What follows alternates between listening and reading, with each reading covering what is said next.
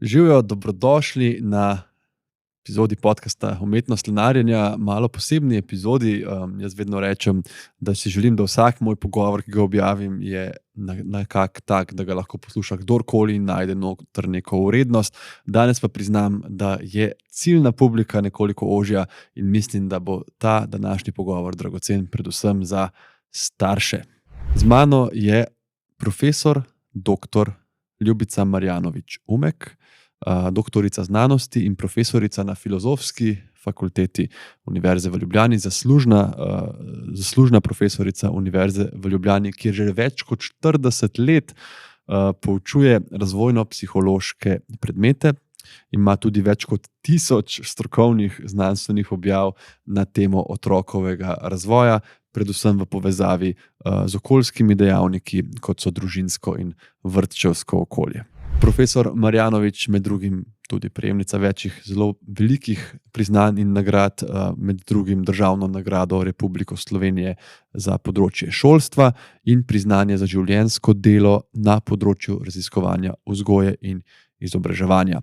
Društvo psihologov Republike Slovenije pa je dalo tudi priznanje za popularizacijo znanosti v javnosti in ona je, moram reči, fantastična sogovornica na temo otrok in to je bil en pogovor, ki sem se ga jaz kot starš 3-letne hčerke izjemno veselil in si celo želim, da bi ga lahko poslušal še preden se je Mina rodila pred 3 leti, ker bi mi tudi takrat ogromno pustil. Jaz mislim, da bo ta pogovor pisan na kožo marsikateremu staršu tudi zato, ker ko pride do vprašanja vzgoje otrok in odraščanja in razvoja otrok, ima najbrž vsak neko svoje mnenje. In ogromno je nekih tudi daljnih sorodnikov, spletnih komentatorjev, sosedov, ki mladim staršem vsiljujejo nek pogled na to, kaj je permisivna vzgoja, kako biti asertiven, kako se je treba obnašati do otrok, kdo nas zdaj tle izsiljuje. In v tej poplavi informacij, sploh pri nečem tako važnem in čustvenem, kot je vzgoja lastnih otrok, je super vedeti, kaj pravi stroka, kaj pravijo znanstveniki, kaj pravijo ljudje, ki imajo 1000 ur v raziskovanju otrok, razvojni psihologiji, kaj torej vemo, a ne? Gre torej za to, da najdemo nek objektiven okvir stvari, ki enostavno so res in držijo, a ne? In potem znotraj tega okvira seveda razvija vsak od nas neko personalizirano strategijo, bazirano na našem temperamentu, na temperamentu otroka in tako naprej. Večini staršev, bi rad rekel, vsem staršem je skupno to, da ne želimo narediti nič slabega, da želimo predvsem dobro vplivati na razvoj otroka, velikrat pa iz neznanja delamo škodo in to vrzel, to neznanje, upam, da veliko enega tega neznanja razblini ta pogovor in mogoče razjasni kakšne stvari, na katere prej nismo pomislili. Za konec bi se zahvalil še pokrovitelju današnje epizode A1 Slovenija, ki me je tudi povezal s profesorom Marjanović, za kar sem zelo hvaležen. Oni imajo tudi en skupni projekt, pri katerem profesorica sodeluje, imenuje se Lahkonočnice.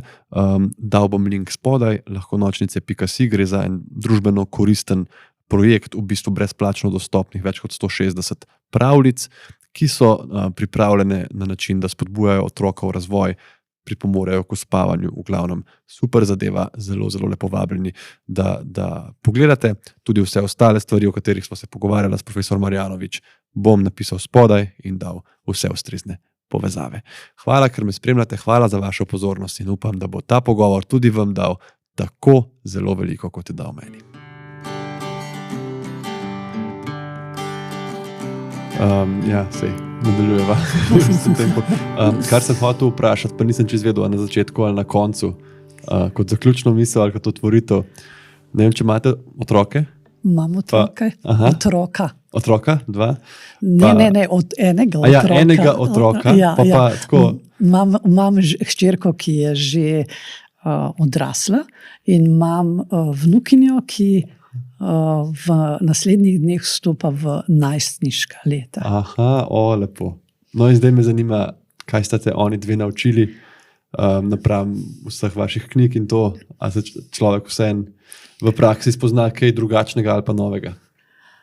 zanesljivo. Pri hčeri se mi je zdelo v prvih mesecih, mogoče celo v prvem letu, da delam kar mogoče malo preveč po knjigah, oziroma da so moje pričakovanja, kaj vse se bo zgodilo, vezane na to, kar piše o razvoju dojenčkov. Pa sem potem relativno hitro ugotovila, da je bolje, če se posvetim bolj njej in ne primerjavam nje z knjigami. In nekaj, kar me je zanesljivo naučila, je, da je najbolj, jaz bom rekla, veljavno, najbolj uspešno za vsakega starša, če zmore vzgajati svojega otroka, kar se da naravno, ampak vezano na opazovanje otroka in na spremljanje, glede na to, da so si med seboj tako zelo, zelo različni. In otroci so tisti, oziroma otrok je tisti, ki pove, kdaj ima nečesa dovolj, tudi če še ne zna govoriti, kdaj bi nekaj rad, pa ne zna sporočiti, kaj bi, kdaj se nečesa boji, pa tudi ne ve, kako bi povedal, ali pa ga je strah že povedati, da se boji. Skratka, v čim bolj različnih teh kontekstih spremljati otroka in se na njega iskreno in čim bolj naravno odzivati, se mi zdi, da je neka pot, ki slej ali prej starša pripelje do tega, da se ujame v teh vzgojnih prijemih skupaj z otrokom in potem zadeve stečejo. Potem je pa še neka prednost, to je bilo pri hčeri, pri vnukinji je pa vse bolj spontano teklo. Zelo dobro se zavedaš, da nisi ti odgovoren za vzgojo, ampak si neke vrste podpora, kar pomeni, da v večji meri razvajaš to dete, da sicer spoštuješ to, kar se starši dogovorijo, ampak razvajanje ostaja in ostaja neka neobremenjenost, ki vodi v še bolj pristen ta čustveni odnos in manj mogoče to dnevno rutino ali pa neko doseganje ciljev in podobno. Ste me takoj kar lepo pomirili, ker sem imel občutek najprej, da bom šel iz tega pogovora tako res prepričan, da delam vse premalo strokovno, seznam knjig bom imel in tako, ker mislim zelo spoštujem to nekako globino oziroma širino kakorkoli tega področja, kakor ste se poglobili, kakor sem prebral, imate več kot 1000 objav na temo, pač strokovnih na to temo in mi je krasno, ko rečete, da je intuicija še vedno pomembna in opazovanje. Tukaj vidim mogoče eno skrb, če starš ni dovolj prisoten, a ne, tudi psihično, ne samo fizično, se pravi, čuječ prisoten z otrokom, najbrž ne opazuje tako podrobno otroka in njegovih potreb, kot bi lahko. Ja, ta prisotnost je pomembna. Zdaj, mi jo ponavadi ne merimo in tudi meni ni blizu, da bi jo merili v količini in da bi potem izdelali neka priporočila, koliko naj bo, na primer, ne vem, mama, oče dnevno prisoten, ker se zdi mnogo bolj pomembna kot ta količina kvaliteta prisotnosti. Torej, takrat, ko si z otrokom, moraš biti z otrokom. To je bilo pred 30 in 40 leti po svoje lažje, ker je bilo manj teh zaslonskih tehnologij in te niso vabile k temu, da si hkrati za zaslonom in pri otroku. Zdaj je to neka dodatna ovira oziroma neka nevarnost, s katero se sodobni starši zanesljivo srečujete. Sicer pa, če stavimo na kakovost in ne na količino, je res pomembna ta vzpostavljen odnos v tistem času, ko si z otrokom, pa je to lahko tudi 10 ali 15 minut dnevno zelo veliko za njega, če se on takrat dobro počuti, če se ti dobro počutiš. Skratka, če ni to dejavnost zaradi dejavnosti oziroma neko delo z otrokom zato, ker veš, da moraš delati, ampak je to nekaj, kar si želel sam ali pa kar ti je otrok nakazal in si ti v to tako imenovano igro vstopil. To je meni tudi malo pomirjujoče iz vidika nekoga, ki dežura in ki je večkrat razmišljal o tem, a se splača, ne, toliko službe, vikendi, prazniki, kaj pa moj otrok, ne samo enkrat bo mala, pa to. In sem tudi prišel do tega zaključka, pa nekje sem prebral, ne, da če ti priješ iz službe vseeno izpopolnjen, pa delaš nekaj, kar te mogoče veseli, čeprav veliko delaš, boš z otrokom delil to, ne, in tudi kako bo otrok s časoma mogel dojeti, da služba ni zato, ker grem tja trpeti, ampak je neke vrste stvar, ki jo tudi želim delati, da življenje ni prazno, ne vem. Ja, pogoj je, da je ta odrasla oseba pomirjena, da je ona pravzaprav zadovoljna sama seboj, svojim načinom življenja, potem se ta čustveni stik relativno hitro spostavi. Je pa res, da je v teh stikih z otroki zelo pomembno, da se vzpostavi neka ta varna čustvena navezanost, kar pomeni, da bo začel že malček in že dojenček, potem malček in otrok razumeti, da bo imel starša, enega ali drugega, ali pa nenazadnje tudi starega starša, vedno na razpolago takrat, ko bo v neki posebni situaciji, takrat, ko mu bo hudo, takrat, ko bo na primer bolan, ko se mu bo nekaj posebnega zgodilo, ko ga bodo preganjale po noči čudne stvari, torej, da takrat lahko pokliče, lahko vpraša, lahko pove. Če bo to spostavil, potem se bo ta varna čustvena navezanost zanesljivo spostavila in starši bodo postali vedno bolj občutljivi na to, kako se otrok odziva, kako se vede v okolju in mu bodo temu primerno nudili tudi oporo. Sej otroci ne potrebujejo, da 5 ur dnevno ali pa še več dobesedno visimo na njih, da jim reguliramo se vedenje, da mi izbiramo namesto njih, da se mi igramo namesto njih. Torej, to je samo navidezno ukvarjanje z otrokom. Otrok tega ne potrebuje, vsekakor pa tudi mi tega ne zdržimo. Ja, zelo lepa misel, to se mi zdi, da mogoče, da sporočimo otroku, življenje se dogaja in ne bom vedno tu, ampak ko potrebuješ in ko bo stiska, ne boš sam. Ja, to mi zdi lepo.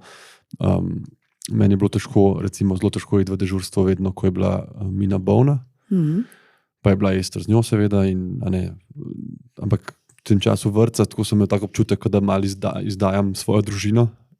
Po drugi strani pa v službi manjkaš, imaš bolniške nege, se ti zdi, da ne moreš tudi 100% biti tam. Tle sem imel nek konflikt. Se mi zdi, da nisem niti 100% starš, niti 100% zdravnik, pa se mi zdi, da moraš malo tudi biti bolj prijazen do sebe, ker ob vsem tem si še ne prespan in imaš en kup stvari, ki jih želiš doseči zase, za otroka. In mi je to lepa misel, te kvalitete nad kvantiteto. Ja. Pa seveda se trudim in vsi se trudimo, da si dovolj z otrokom. Tudi nekako pogrešaš ga, če nisi. Gotovo, ampak neko zmerna količina tega časa, ker sicer zanesljivo potem kvaliteta pade. Ja. In sama količina jo pa ne more nadomestiti kakovost odnosov. Zdaj sva malo rekla že o tem, kako vseeno pride neka intuicija, opazovanje, odzivanje na otroka. Koliko časa pa bi mogli starši recimo nameniti aktivnemu izobraževanju vseeno? Ne vem, kakšne knjige, branje, kakšni tečaji, recimo o razvoju, o mejnikih, o spodbujanju, o obnašanju ob otroku, o reakciji na čustvene izbruhe, stiske.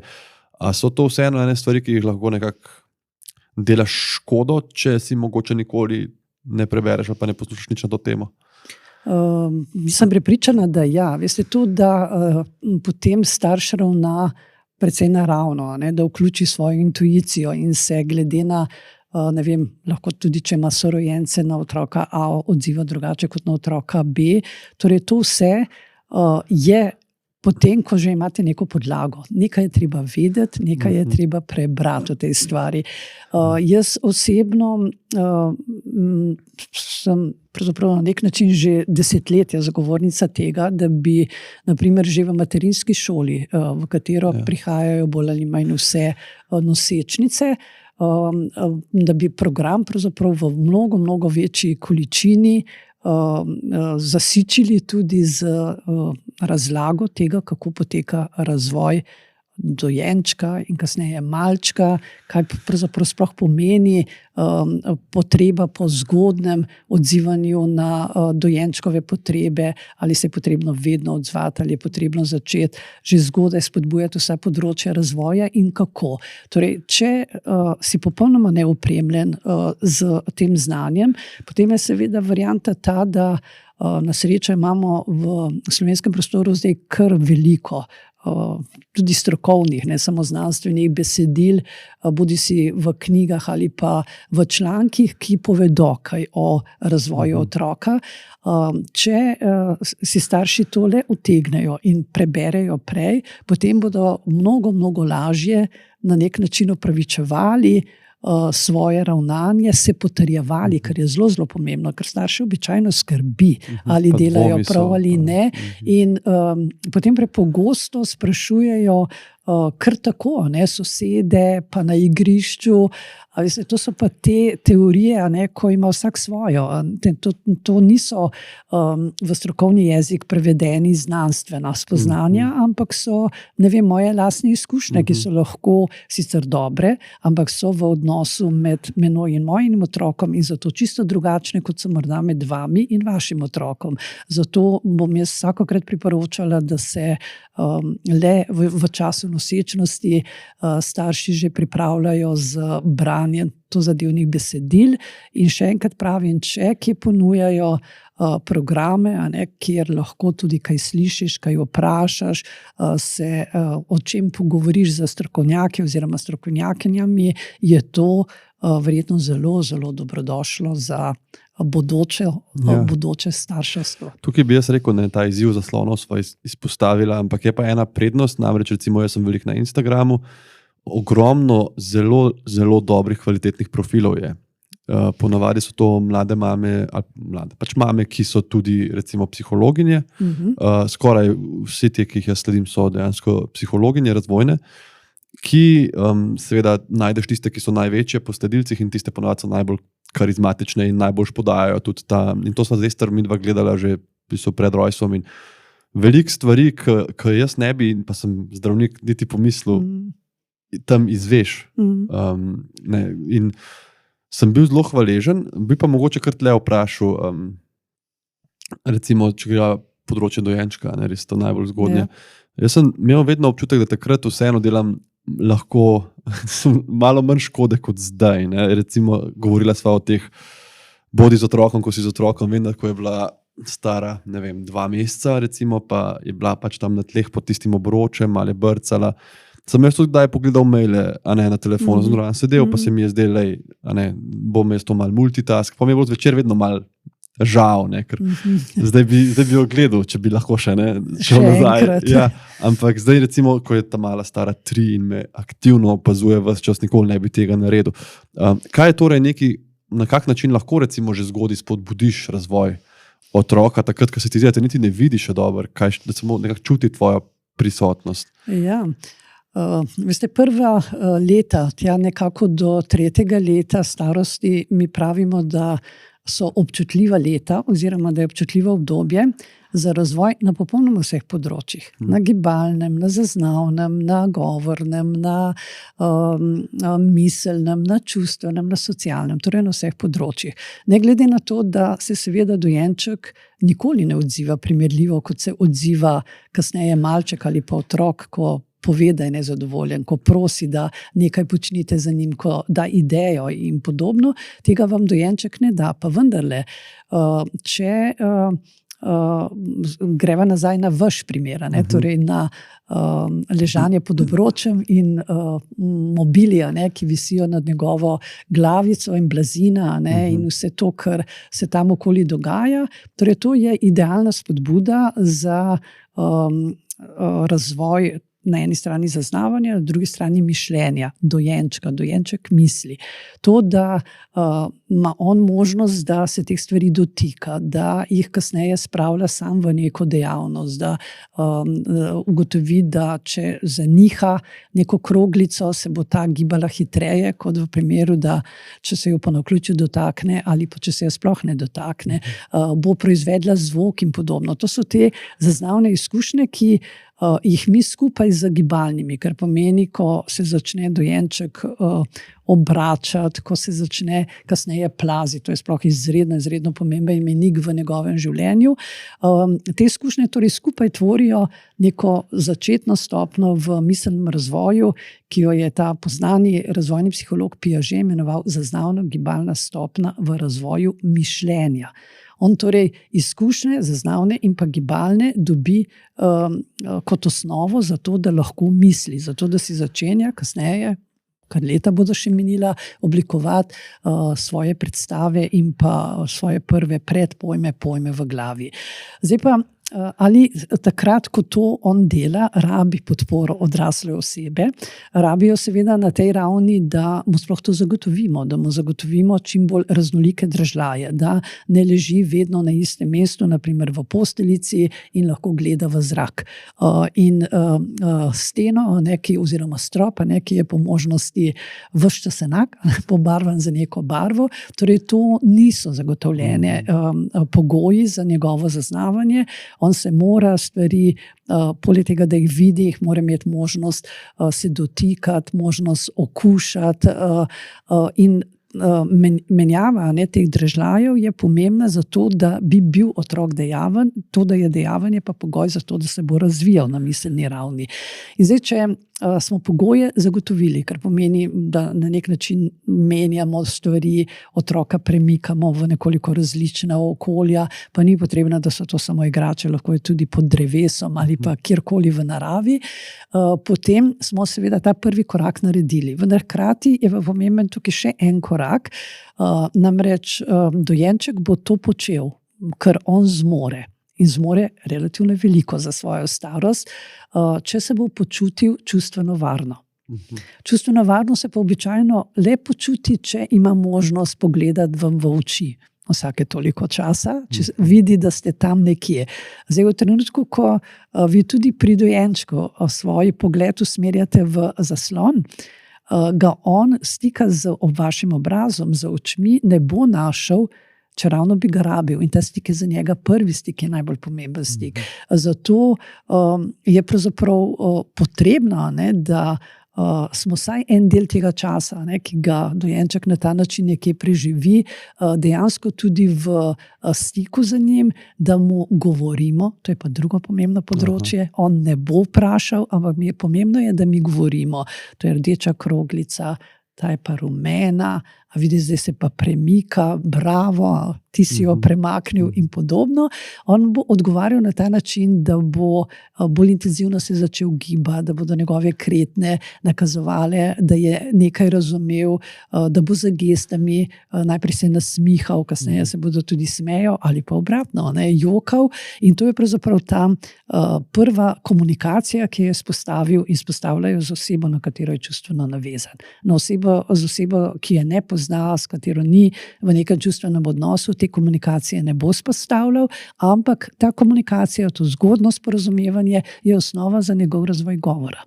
Zato je pravzaprav nekako ta zakonitost, da bodimo z njim, torej z dojenčkom, malčkom, otrokom, takrat, ko smo intenzivno, univerzalna. Ni vezana na to, da bi starejši otroci, ko nas razumejo že kot model vedenja in nas posnemajo, bili pravzaprav bolj kritični do tega našega vedenja in se mi bolj zavedamo naše vloge, da je to tako zelo pomembno samo za njih. Jaz osebno mislim, da je pomembno to za vse, torej tudi dojenčke v prvih mesecih in predvsem v drugi polovici prvega leta in potem ves čas naprej. Ja, zelo razumljivo.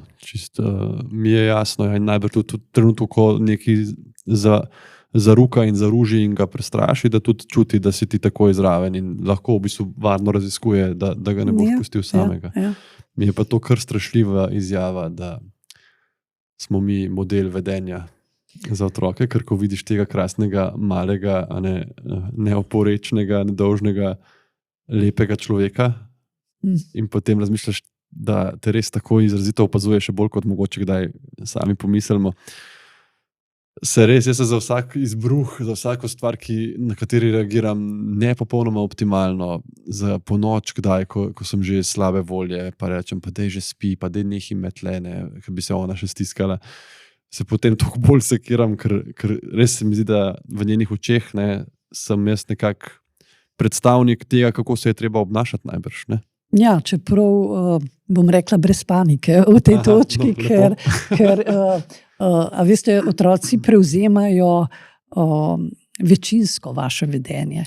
ne prevzemajo Točka. vsake kretne, vsake besede, ki je rečete. To se morajo tudi naučiti in se postopoma učijo, da so tudi oni tisti, ki so povzročili vedenje, ki ni prijazno, in da ne bodo kasneje v življenju deležni vedno samo pozitivnega odzivanja, ne vem, sovrstnikov ali pa drugih odraslih oseb. Tako da ne gre samo za neko idealiziranje, da zdaj nimamo idealnega modela, ki bi naredil vedno čisto vse tako, kot bi, a ne po neki teoriji, lahko bilo zapisano, v praksi pa ne more živeti.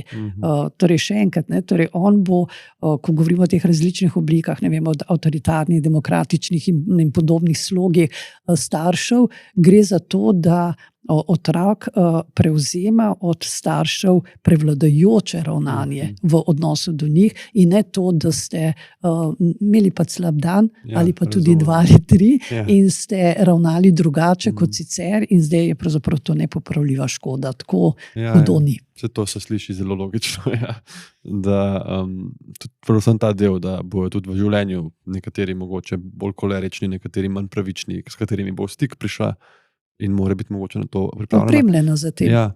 Zdaj govorila sva tukaj mogoče eno provokativno podvprašanje, govorila sva malo o tem, kako so te igre z stvarmi, ki so drugačne barve, pa lahko prime, pa začuti, pa se spremeni, pa spodbujajoče, ampak kaj je tukaj mesto ekranov, recimo, ne? Ker vemo, da na telefon ali pa na televizijo lahko daš pa čist karkoli, od barv, do oblik, do zvokov, Zakaj torej, tako za zgodnji razvoj tako odsvetovano?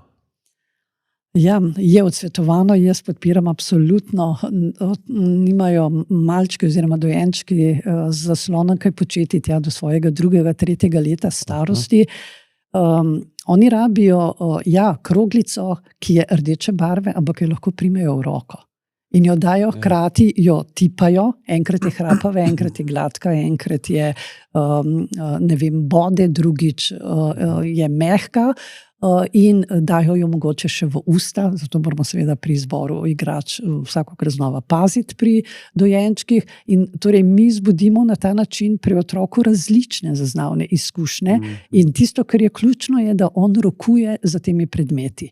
Da bo ta predmet pravzaprav pod njegovim vplivom, on ga bo vodil, torej vodi ga pa miselno pripeljal do tega, da bo pokazal drugo stran. Najprej pokazal rdečo, potem pa rumeno stran tega predmeta, ali da bo ugotovil, da se premika, če ga porine, če ga ne porine, pa stoji, če ga močno porine, pa gre hitro naprej.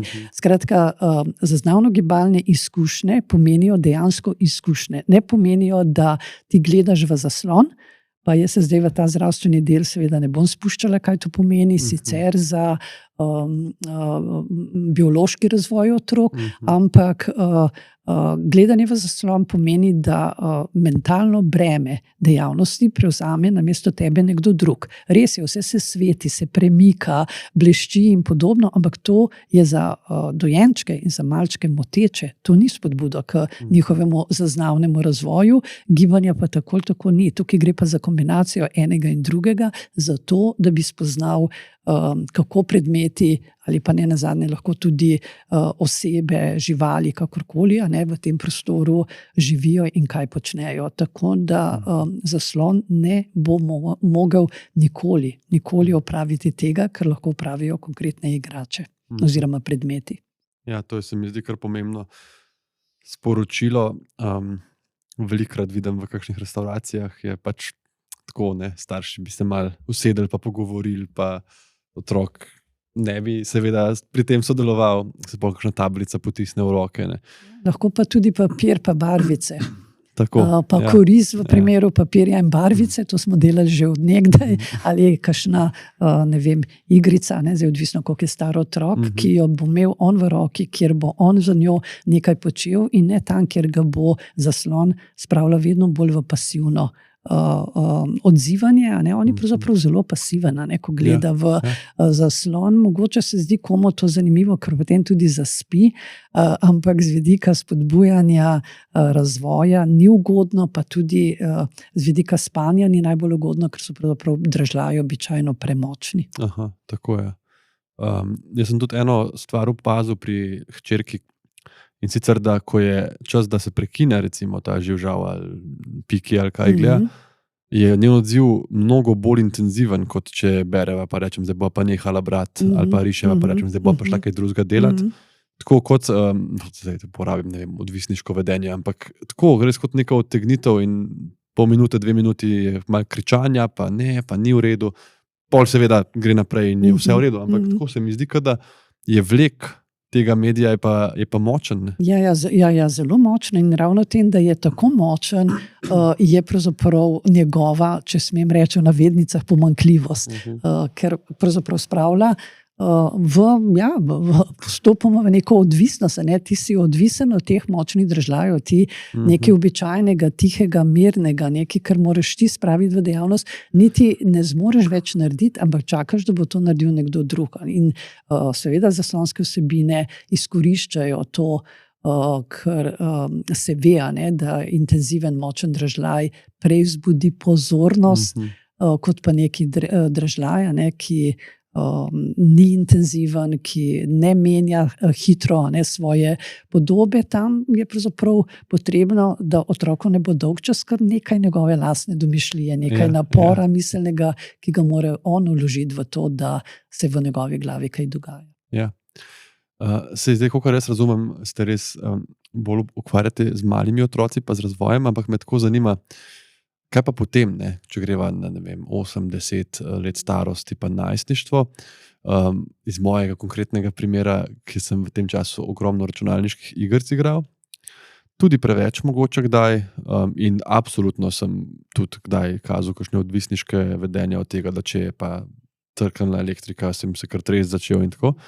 Ampak ko pa gledam nazaj, se mi pa zdi, da sem vseeno ogromno neke domišljije, nekih sposobnosti potem pridobil reakcijskega časa, znanja jezika, tudi kar pišem, zgodbe v glavi, ki se mi formirajo.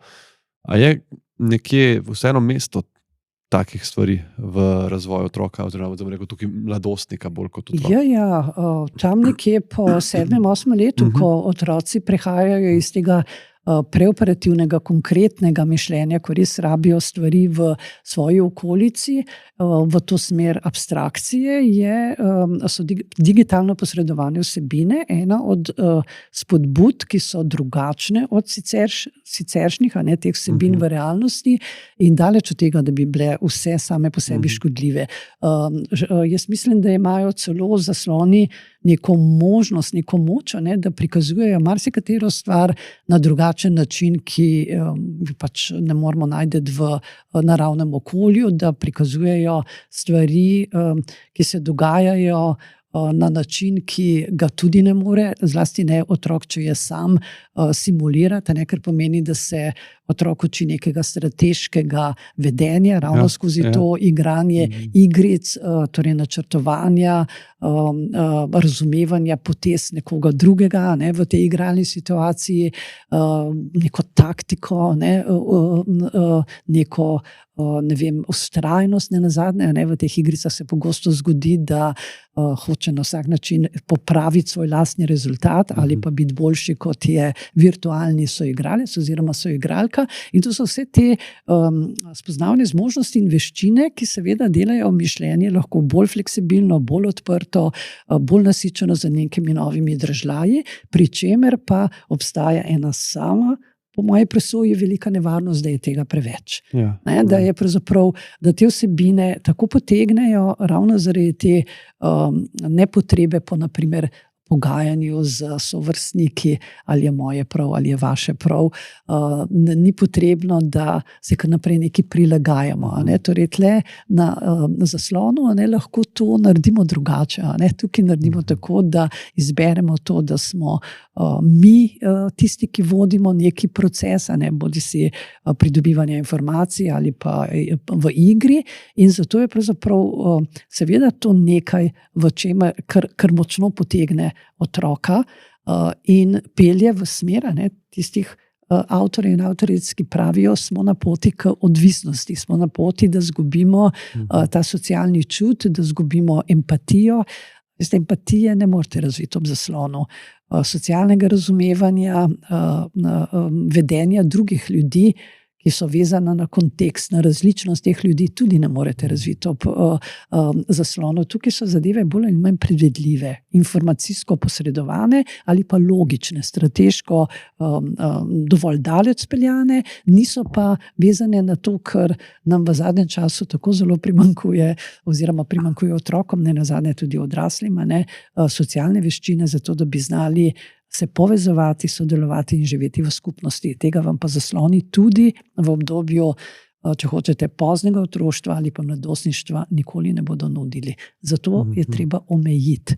Ja. Preprosto omejiti količino časa, ki ga pač lahko mladostnik, mladostnica preživi ob zaslonu.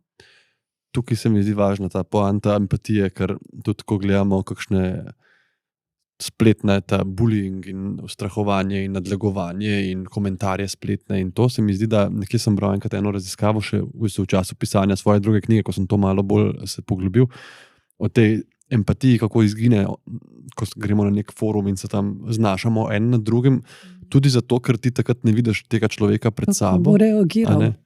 In tudi mi smo zelo narejeni, da beremo obraze. Tudi recimo ta center za prepoznavo obrazov je v bistvu eden prvih, ki se pri rojenčku razvije, da mamo vidi. Ne?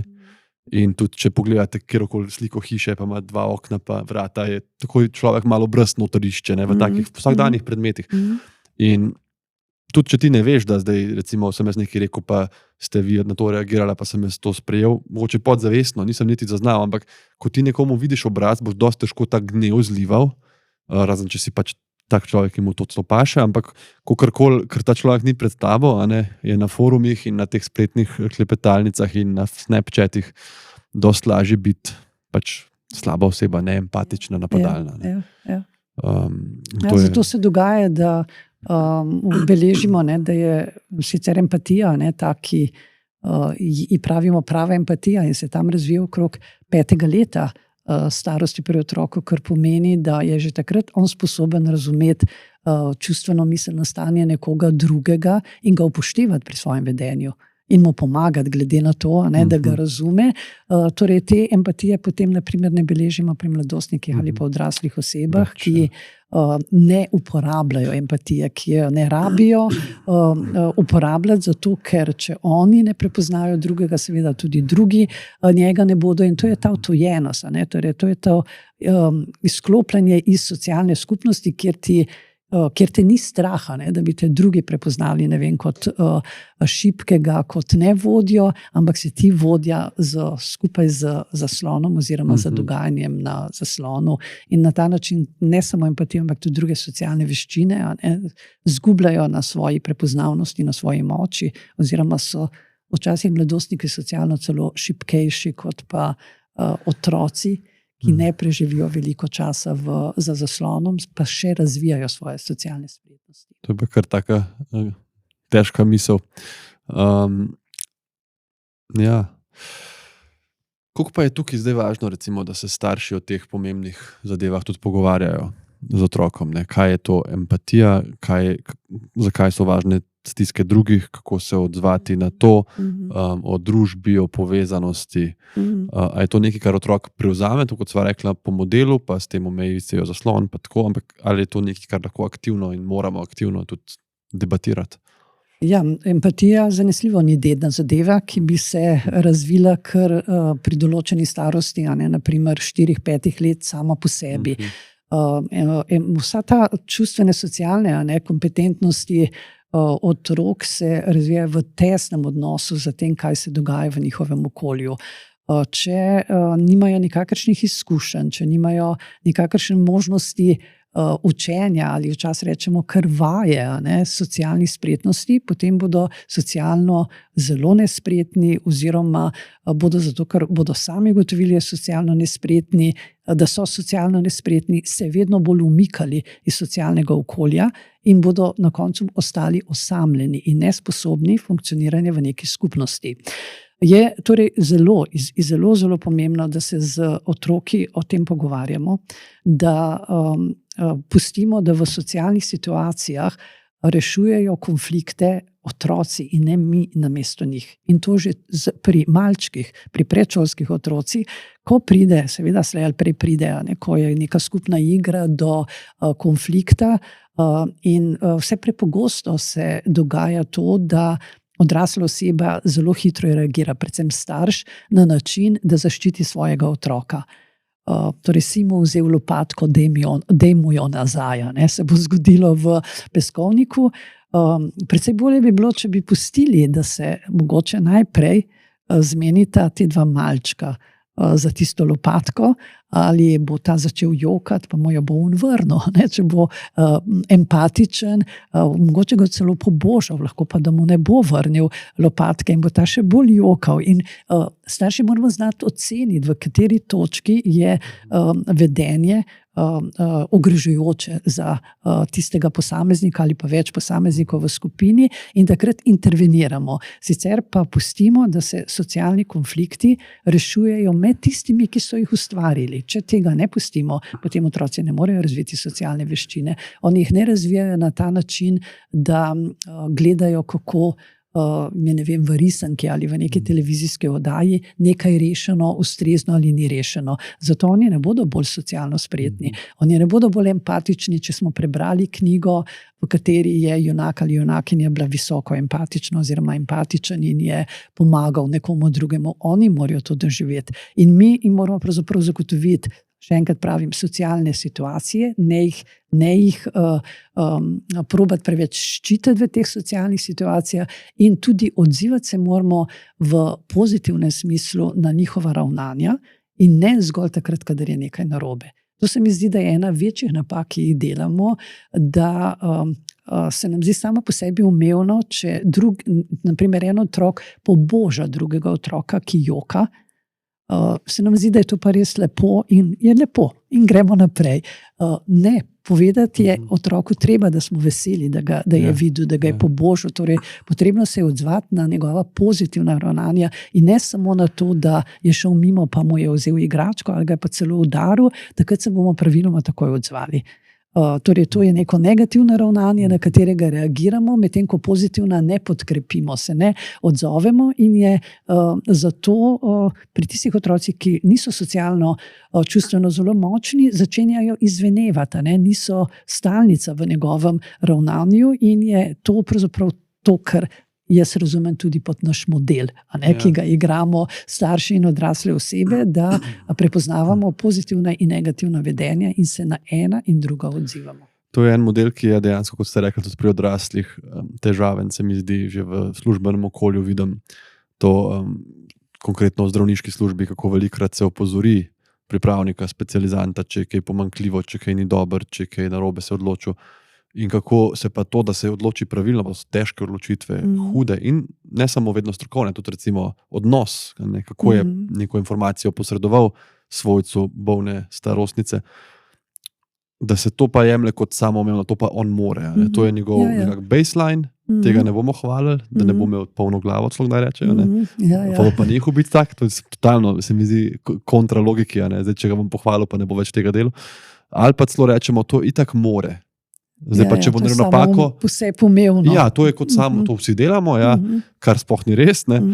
In zato se mi to zdi nekaj, kar je mogoče dobro v otroštvu že razviti in potem tudi nadaljevati, da ni treba pripomniti samo takrat, ko je nekaj narobe. Skozi cel življenjski ciklus rabimo ljudje pohvale in ne samo graje. Seveda tudi graje, ampak ne pa samo graje.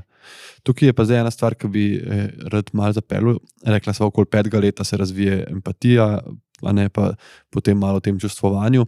Meni se zdi, da, in to je pa ena stvar, ki sem hvaležen, da sem se prej, preden sem imel otroka, poglobil v to, zelo velika hvala moji ženi, malo vprašanja razvoja in psihologije otrok, ker se mi zdi, da se velikokrat od otroka pričakuje neka čist nelogična, čustvena, niti ne zrelost, ampak v smislu, zdaj pa nehi jokati in se umiri.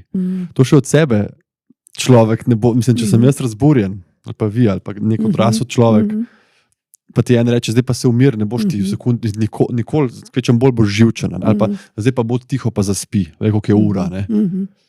Se mi zdi, da forsiramo otroka neko to zatiranje čustva, ker zdaj ne vem, a ne vidiš, da je oči na sestanku v zgornji sobi, pa se bo slišal, a ne vidiš, da je to važno, kakšen pa si, ne? Bodi da je tiho. Ne?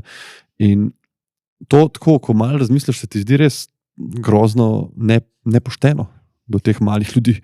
Ja, moramo vedeti, da se vse to, ko rečemo mi razvojna psihologija, vse to se razvija, to je proces in ne pridejo na svet dojenčki, ker kompetentni na vseh področjih, ne razumejo našega načina vedenja, ne razumejo od drugih odraslih ljudi.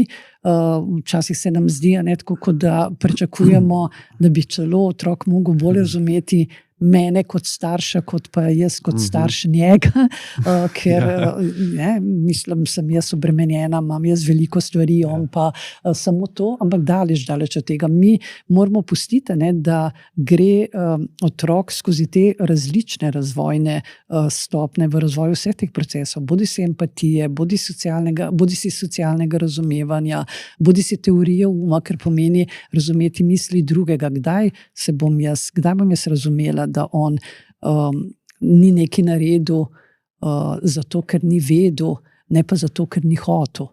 Torej, to ni nekaj, ker bi bilo malčku kar dano, ampak kasneje otrok pa razvije to zmožnost in se začne zato tudi drugače obnašati, bo zato bolj sprejemljiv, bo toleranten do tistega, ki ni naredil, če ve, zakaj ni naredil.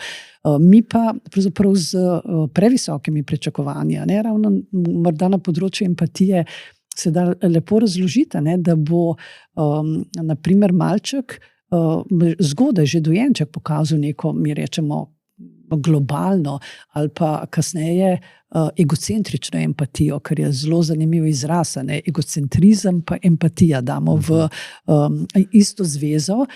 Zakaj rečemo egocentrična empatija? Ker v resnici on čuti, da je nekomu hudo. On vidi, da drugi dojenček ali pa malček joka. In on ve, da je jok ponavadi čustvo, ki kaže na neko nezadovoljstvo, neprijetnost, skratka neugodno čustvo in poskuša temu, ker vidi drugega jokati, pomagati, ker pomeni, on začenja empatično ravnati, gre ka njemu in ravna za njim, tako kot bi on želel, da se ravna z tem, ki ni v joku, torej za njim.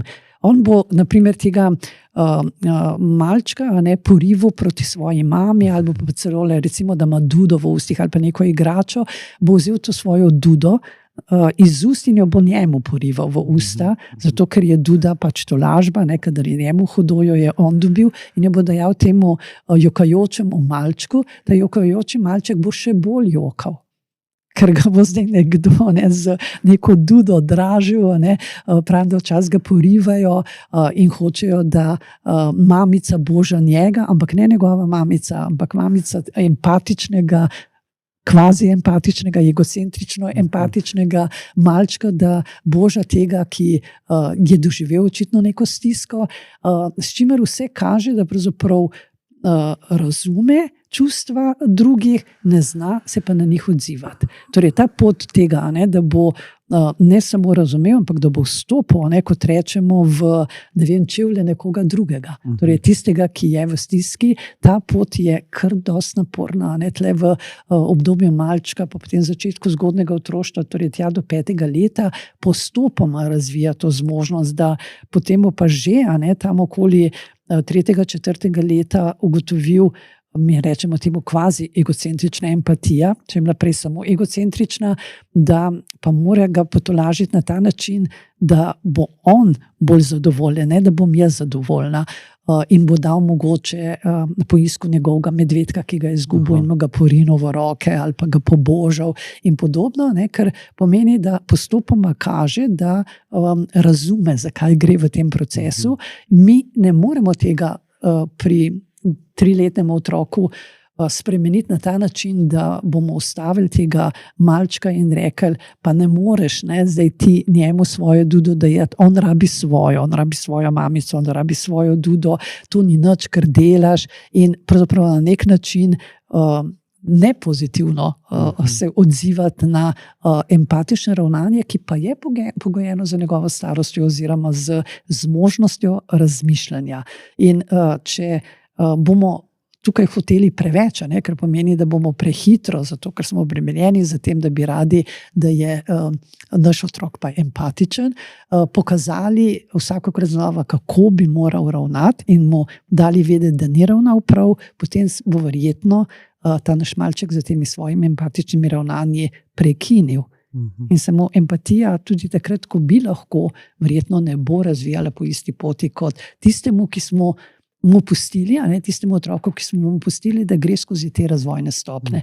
In tukaj je neko vedenje, neko poznavanje ozadja tako zelo pomembno, da se malčki, otroci po kakovosti svojih procesov razlikujejo od odraslih oseb in da mi ne moramo naše razumevanje sveta preprosto kot informacijo ponuditi njemu oziroma kot pokazano vedenje in zdaj pričakujemo pravzaprav posnemanje. To je res važno razumeti, ker v bistvu neka reakcija mene, če si predstavljam kot starša, en malček se udari in joka in da bi jaz videl svojo hčerko, ki gre proti njemu in mu nekaj daje, je v bistvu točno to, joj, pusti ga, lej, bogi je, se bo mamica prišla, tam že vidim, starš že gre.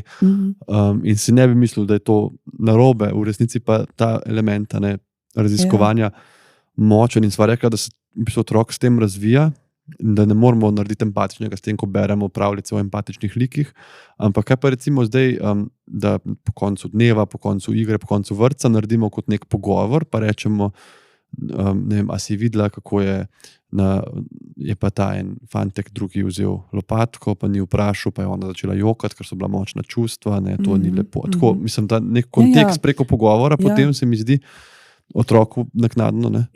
Po neki določeni starosti, tam nekje po 3. letu, zdaj pogovori zelo daleč o teh menjavah vlog in pogledih različnih, dejanskih otrocih ali pa junakinj v knjigah ne bodo dosegli še tega našega malčka, ampak tam po 2. letu in po 3. letu so pa pogovori o čustvih, tudi teh čustvih junakov in pa junakin v knjigah ali pa povzetku neke resnične situacije, ki se je tisti dan ali pa tisto popoldne zgodila, zelo, zelo pomembni, ker na ta način posredujemo po različnih poteh informacije o tem, da smo ljudje različni, da so poti, kako se rešujejo probleme različne, da moramo razumeti, kdaj tudi drugega, čeprav nam ni všeč, to, ker tako kot on ravna in bi raje, da bi vsi ravnali tako, kot ravnam jaz in podobno.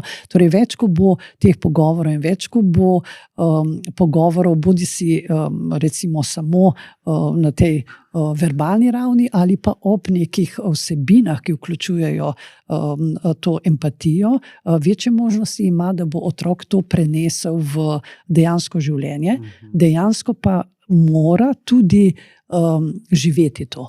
Torej, to, kar sem hotela poudariti, je, da ne bo dovolj samo pogovor ali pa samo gledanje in podobno, ampak vedno znova življenje, to, kar sem jaz prepričana, da danes otrokom, ki odraščajo danes, manjka, zelo pogosta socialna situacija oziroma socialni stik, v katerem moram najti rešitev. Ker ni samo pozitiven. Ja, pa da ne bomo res samo v pozitivnem stiku, recimo te čustveni izpadi, s katerimi se v bistvu starš nenadoma sreča tam nekje v 2., 3. letu, prej je pač ta dojenček, ki joka, če ga kaj moti, pa malček, ki joka, če se udari, pa je ta three-nagers, sem nekje videl, kot free, kot trojka, three-nager, in to zdaj tudi izkusiva midva, ko enostavno pride do tega, da ona cepeta, kriči, hoče tepst po staršu, se na tla vrže, recimo, kakšen drug otrok in je bolj eksploziven. In potem je veliko vprašanje, zdaj, kako bom se na to reagiral. Seveda želiš postaviti na eni strani neke meje, po drugi strani nočeš zatreti tega čustva, zdaj pa bodi tiho takoj, bodi miren takoj. nočeš dajati neke krivde, zdaj bo pa mamica žalostna, če ne boš tiho takoj. Kaj je torej, obstaja neka srednja pot, ki je pametna pri teh izpadih, ki ti pa živce zelo potegnejo? Ja, ampak skozi to grejo bolj in manj vsi starši, bolj ko so na to pripravljeni, lažje jim je, bolj ko vedo, da je to neka razvojni premik in to na razvojni premik navzgor, kar pomeni, otroci izkazujejo nek negativizem oziroma želijo uveljaviti svoj lastni jaz. In s tem, ko želijo uveljaviti, prej so bili bolj ali manj odvisni, kot rečemo, od vodenja odraslih oseb, zdaj pa lastni jaz, ne bom tega oblekel, ne bom šel tja, ne bom se igral za tem. To je uveljavljanje lastnega jaza, ki pomeni razvojno seveda višja stopnja v razvoju, kot to, da drugi pravzaprav skozi to simbiotični odnos skrbi za tebe. In če starši to vedo, če to pričakujejo, potem je pravzaprav lažje skozi to relativno kratko obdobje tudi iti. Vendar težko se rečem, da je to srednja pota, ker je treba pravzaprav čisto pri vsakemu otroku ugotoviti, kakšen je način vašega ravnanja, ki je relativno učinkovit, ki ne žali čustva in misli malčka in hkrati si ne more dovoliti, da malček žali odraslo osebo oziroma pravite, včasih pride celo zato, do tega, da jo udari, da jo odrine, da ji reče kaj grdega in podobno.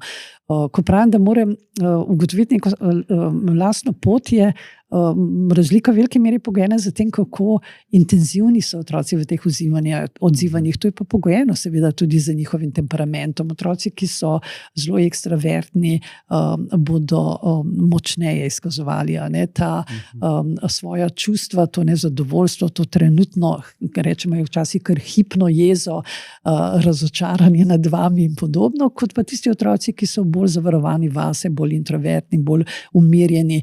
In pri enih in drugih je pravzaprav negativizem oziroma trma ima enako vlogo, samo način odzivanja je različen in če tudi to vemo, kakšen je naš otrok, bomo seveda to primerjavo raje spustili, da sosedov malček pa ni tako intenziven, se pa glih tam pred blagajno ne bo na tla vlegel oziroma vrgel ali pa ne bo cepetal, pa obomaro tolku in podobno, ampak se bomo zavedali, da je to naš otrok in je najbolje ohraniti, kot rečejo, že davno v razvojni psihologiji so rekli, da je najbolj tako obvašalja, da je najboljši recept en aspirin ali pa lekodol, ki ga vzame odrasla oseba, seveda ne otrok, kaj so sporočali, da moramo mi se umiriti, da pravzaprav kakšnarkoli pričakovanje, da se bo ta konflikt takoj rešil in da bo zdaj v tem konfliktu nekdo tako imenovani zmagovalec,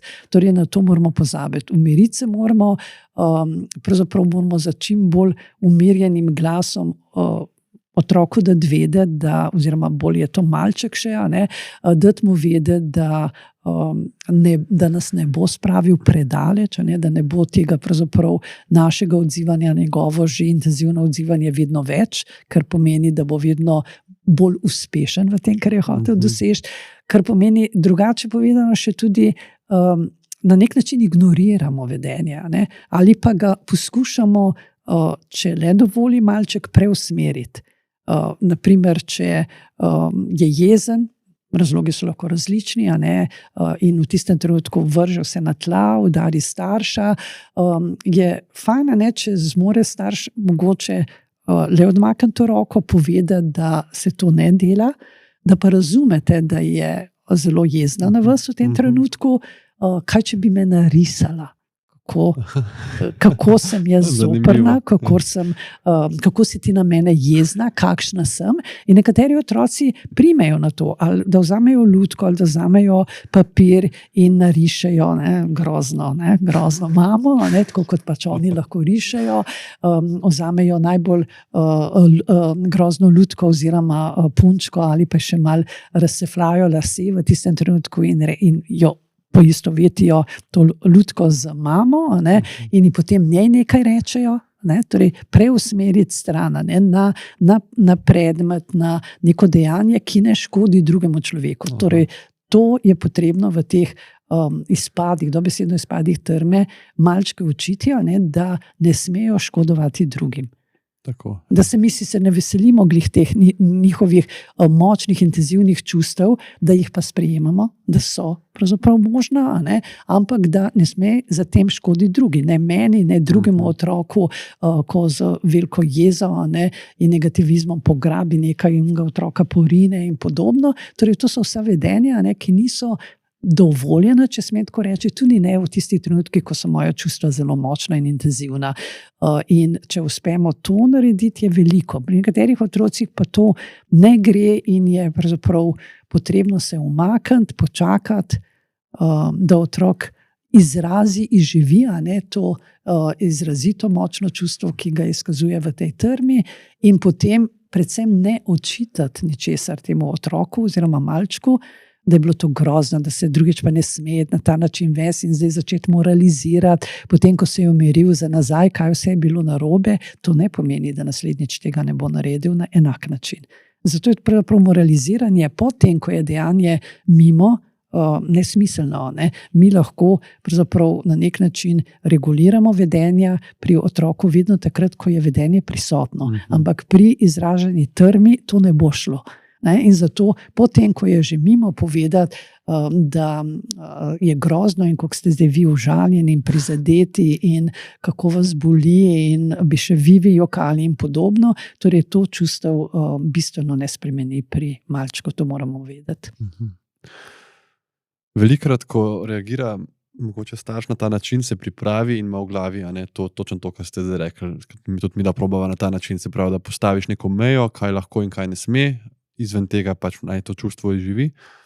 Je pol kakšen komentar, kakšnih mimoidočih, pa kakšnih sosedov, pa ne vem, prijateljev, ta besedna zveza permisivna vzgoja, ko nekdo, ki opazuje od zunaj, pa mogoče niti nima otrok, pričakuje, da boš pa ti zdaj dosledno umiril tega otroka, da bo on ubogal, da ga bo utihnil, da ga boš nadrl ali klofnil celo ali kaj, zvem kaj, ne.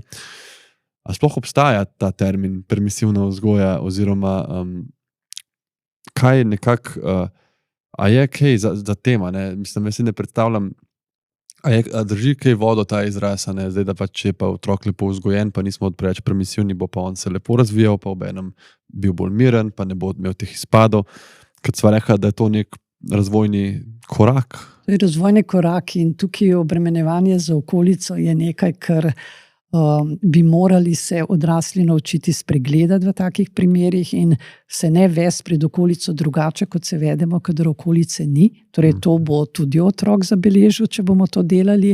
Torej, če se bomo na njegovo, trmo odzvali v trgovini, kjer nas vsi ostali kupci in prodajalci gledajo, medtem ko se doma ne odzovemo, bo to naslednji zelo, zelo dobro vedel in bo ponovil in bo še močnejše to izražanje in pogostejše recimo v nekem socialnem okolju, ker se upravičujem v domačem okolju, ker tle se ne bo zgodilo nič, v socialnem se pa reagira. Veste, s to permisivno vzgojo je pa tako, permisivna vzgoja ima... Ja, termin obstaja, zelo različno ga različni strokovnjaki polnijo za vsebino, kaj vključuje vse permisivna vzgoja, ampak bistvena razlika od teta, jaz bom rekla, zaželene, to je avtoritativne, ne avtoritarne, avtoritativne vzgoje, je ta, da je v permisivni vzgoji otrok ali pa malček včasih izgubljen, zato ker mi ne postavljamo meja. Torej, to je bistvena razlika. Pri avtoritativni vzgoji mi postavljamo meje. In meje, ki so postavljene, se pravzaprav namenjene temu, da mi le skladno z razvojnimi zmožnostmi postopoma ukvirjamo tega otroka v neko življenje v skupnosti. Medtem ko pri permisivni vzgoji je pa enkrat tako, enkrat drugače. V večini primerov je neodzivnost staršev velika, oziroma verjeti v to, da je pač otroku dovoljeno vse, da bo že, ko bo dovolj star ali pa ne vem kdaj, se naučil in začenja malčku in otroku manjkati, dobesedno pogrešati tega, to, da bi mu nekdo povedal, kaj je prav, kaj ni prav, zakaj je prav in zakaj je nekaj narobe, da bi mu pokazal, kako se da ravnati tudi drugače, ker se on ne more samo vzgajati. Ne? Če mu ne postavljamo meje, če mu ničesar ne razložimo, če mu določene stvari ne prepovemo, potem pomeni, da ga pustimo, da se bo samo vzgojil, kakorkoli bo pač šlo. In to je pravzaprav nekaj, kar je pa res nezaželjeno, pri čemer pa jaz ne verjamem, da lahko socialno okolje, na katerem se naključno znajdemo, oceni razliko med permisivno pa avtoritativno vzgojo. Zato se mi zdi pač pomembno, da so starši v svoji odločitvi, načinu vzgajanja dosledni, ne glede na to, v katerem okolju se znajdejo. To, kar ste rekli, da uspejo spregledati te komentarje, ker se mi zdi, da to je edina posledica, ki ga imajo, je, da starša sprovocirajo na koncu. Tako je. Ker že on ima nek proces in seveda on ta izpad. On je neki ravni napetosti, in zdaj ne rabi se umirjati, ne pa dobiti oceno, da je slab starš in da ne za božjo voljo nekaj naredi. To je mogoče eno dobro sporočilo, da tudi če ti otrok kriči na tleh trgovine, nisi slab starš, ampak je to razvojni mejnik. In mogoče ta starš zdaj se že bori s tem, da ne bi kričal nazaj, pa mu pa še nekdo reče, joj, veš, naši otroci so premalo vzgojeni, pa razvajeni in ponavadi to komentar kot pravim nekoga, ki nima nič s tem. Ja, to v čustvih se mi zdi pomembno, da sva se tako ustavila. Eno stvar je še, ki bi samo omenil, mogoče po drugi strani sva rekla, zatiranje čustev, kako lahko, zdaj pa se umiri nekaj kričati, dela škodo. Ali pa to nekako usiljevanje, ko pridejo neki sorodniki na obisk, pa dej boš pa objel staro teto, ki jo videl dvakrat v življenju, dej kako bo žalostna drugače, dej ljubčka, nekako to, da tudi otrok izve, da je vseeno on suverena lastna oseba, ki se lahko tudi odloči, kaj bo s svojim telesom tudi že zelo zgodaj počel in komu bo kazal zaupanje pa ljubezen konec koncev nekomu, ki ga pozna. Ja, tukaj pravzaprav kakšnokoli dajanje navodil, kako naj se vede, ni najbolj umestno. Velikokrat se celo zgodi, da otroci, ki so v svojih mislih in v svojih ravnanjih ponavadi zelo pošteni in iskreni, celo izdajo. Potem, da so to naredili samo zato, ker jim je odrasla oseba, starš ali kdorkoli naročil, in je situacija za starše, ki si želijo, da bi bil vljuden, prijazen in podobno njihov otrok, potem še mnogo bolj čudna, najmanj kar je, če ne še kaj drugega. Zato je potrebno pustiti otroku, da se sam odloča. Veste, če on ima izkušnje v tem, da izkazuje svoja pozitivna čustva, svojo ljubezen do nekoga na ta način, da ga poboža, da ga objame, da se stisne k njemu, potem bo to naredil. Če te izkušnje nima, potem ne moramo pričakovati in mu ne moramo naročiti, da naj to naredi, ker to njemu v njegov koncept, razumevanje, kako izkazuje svoje čustva, ne gre. In tudi ne vem, zakaj bi morala biti zdaj ta teta užaljena. Če bi karkoli razumela, bi mogla razumeti to, da bi mogoče večkrat prišla ali pa se več ukvarjala za njim in bi ta otrok tudi spontano izkazal čustva, pa tudi ne vedno nujno samo pozitivna, lahko tudi odklonilna. To je res, kako so otroci, zdaj jaz imam izkušnje večinoma tam do 3 leta, seveda zaenkrat, ampak kako so iskreni.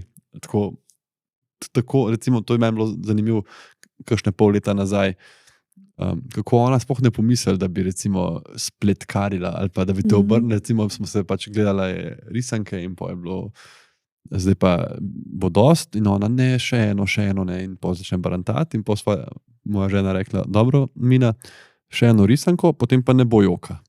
Pa pravite mala, še eno risanko, pa jok.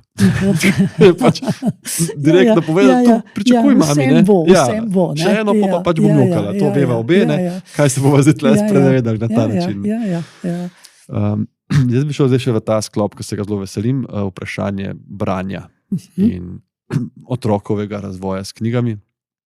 Jaz sem, kjer sem in delam, kar delam, tudi zato, ker je ena mojih najbolj zgodnih in najbolj intenzivnih spominov v bistvu dedijeva knjižnica in on sredi te knjižnice s svojim pisalnim strojem in ta podoba pisatelja, ki me je tako impresirala, kako on tam škljoca in nastane iz tega knjiga in kaj on mi je kazal te bukve debele, ki jih sploh nisem mogel razumeti, on je imel te Shakespeare, bil je dramatik. In Ampak mi je sama podoba te knjige mi je bila tako, ne, in potem seveda Skrivnostna. ja, skrivnostna in mogočna, ne. Potem pa seveda nekako se mi zdi, da je pri nas, ko smo bili mi mali, ne, ko še ni bilo tudi res teh pametnih telefonov, je bilo branje nekaj samoumevnega. Ne. Mene nihče ni spodbudil, jaz sem imel kartico, mislim, so me spodbujali, ampak jaz sem šel sam s kartico v knjižnico, pa sem vzel tistih 5 prijateljev, pa neke otroške kriminalke, kasneje Harry Potter in take stvari. Ne. In mi je bilo to nekaj, kar sem se veselil in kar sem zelo želel delati. In se mi zdi, da je tukaj tudi še ena ta nevarnost distrakcije ekranov, ki so še vedno, tudi pol, ko si star 13, 14, 15, da ne rečem 25, 30 let, lažje primeš pa scrollaš čez te aplikacije, kot da bi bral. Kako se zdaj to eno vprašanje mogoče kdaj začeti, s knjigicami najbrž odgovor čim prej, pa kako se boriti proti temu, da otrok ne pozabi na to? Ja, ravnanje z knjigami oziroma ta vpliv knjig na razvoj otrok je danes popolnoma enak, kot je bil pred 50, 100 leti, kar pomeni izredno velik. Samo takrat je res to, kar pravite, takrat ni bilo drugih ponudb v okolju in je bila knjiga zaželjena, bil je neki statusni simbol, da si jo lahko imel, če ne doma pa izposojeno. Izposojeno so imeli pogosto tisti otroci, ki so sicer živeli v okolju, kjer je bila knjiga cenjena in je bila to nekaj podobnega, kot hrana za otroka. In popolnoma ta enak status ohranja knjiga. In nobenega dvoma ni o tem, da se naj bi začelo brati že v obdobju dojenčka.